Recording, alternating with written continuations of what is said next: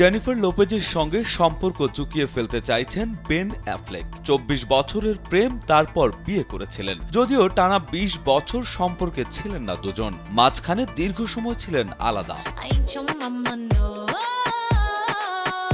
2021 সালে ফের সম্পর্কে জড়ান হলিউডের বহুল চর্চিত জুটি লোপেজ বেন।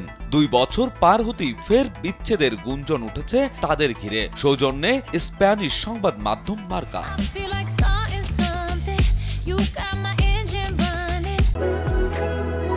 বাংলাদেশের একমাত্র মাল্টিন্যাশনাল টাইলস ব্র্যান্ড আরএকে সিরামিক্স। প্রতিবেদনে বলা হয়েছে, সম্পর্কের বেড়াজাল থেকে বের হয়ে আসতে চাইছেন বেন। বিচ্ছেদের আনুষ্ঠানিকতা শেষ হলেই তিনি পার্টি দেবেন। সূত্রের ভাষ্য মতে, নিজেকে নিয়ে ফের আনন্দে থাকতে চান বেন। তাই জর্জিয়ায় নিজের বাড়িতে একটি বড় পার্টির আয়োজন করবেন তিনি। সেখানে তার কাছের বন্ধুরা থাকবেন। মজার ব্যাপার হলো, ওই বাড়িতেই জেনিফারের সঙ্গে তার বিয়ের আনুষ্ঠানিকতা হয়েছিল।